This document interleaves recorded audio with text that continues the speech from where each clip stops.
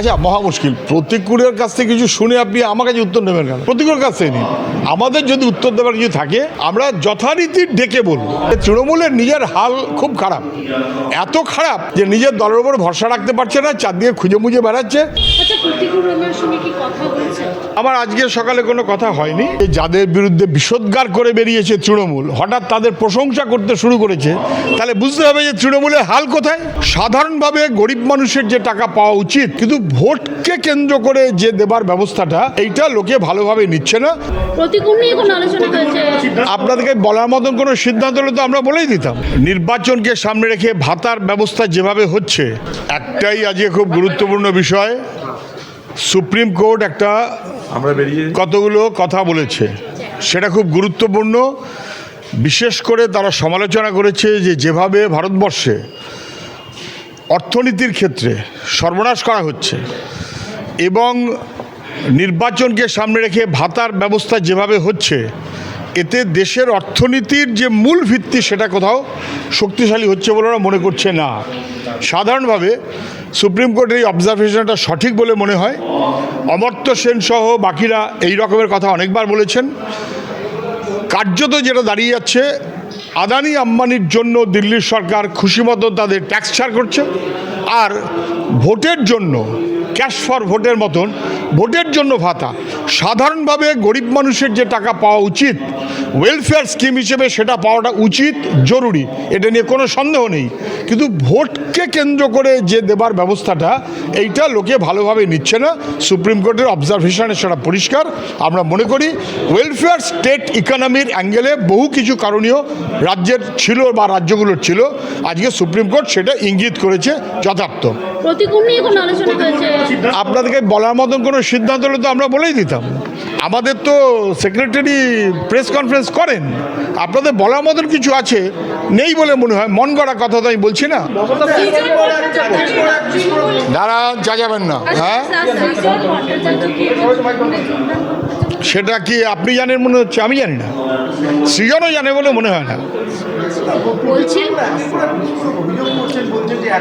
আমি শুনিনি, আপনি বলছেন যখন আমি শুনবো। আমি শুনিনি, ওহো আমি শুনিনি, মিটিংয়ে ছিলাম। আমার তো কাজ মিটিংয়ে বসে এটা ওটা দেখা না। যদি কিছু বলার থাকে তাহলে আমাদের পার্টির পক্ষ থেকেই বলা হবে। হঠাৎ মমতা বন্দ্যোপাধ্যায়ের কাজের প্রশংসা করছে। আমি জানি না, আপনি বলছেন আমি শুনলাম। আমার আজকে সকালে কোনো কথা হয়নি। আমি আজকে ফোন করিও নি। এমনি নানান ফোনে হয়তো ব্যস্ত থাকছে, হতে পারে। ফোন করেনি, আমি এটুকু জানি। ফোন আমি আজকে করিনি, কিন্তু ফোন করেনি এটা আমি নিশ্চিত। একটা বিষয়, করলে তো মিস কল পেতাম। রহমান কি এখন অতীত হয়ে গেছে? আর কি ধরে রাখতে চাইছে না? অতীত, বর্তমান, ভবিষ্যতে কি আছে? প্রত্যেকটি মানুষ বর্তমান, ভবিষ্যৎ তার কীরকম সেটা অন্য কথা। একজন সিনিয়রের বিরুদ্ধে এরকম বলা যে গব্বর, এই মন্তব্যটা, এটাকে কিভাবে দেখছেন? আমার দেখার কিছু নেই। যে মন্তব্য করেছে তাকে জিজ্ঞেস করুন, যদি কেন মন্তব্য করে থাকে। যদি কোনো মন্তব্য করে থাকে তাকে জিজ্ঞেস করুন। আমার যেটা জানা নেই, আমি জানলে তখন বলতে পারবো। আমি এখনো দেখিনি ভাই।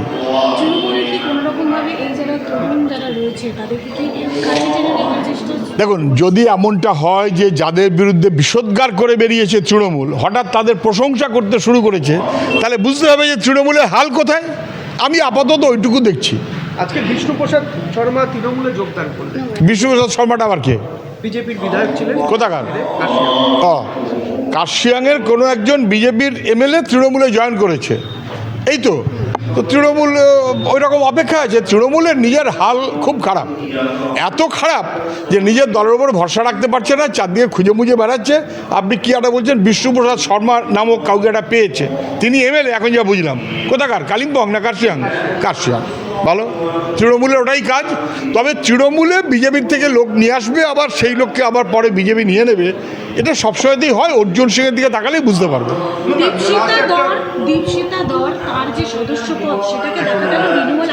আমি জানি না, আপনি অত খুব জানেন, আমি অত জানি না ভাই।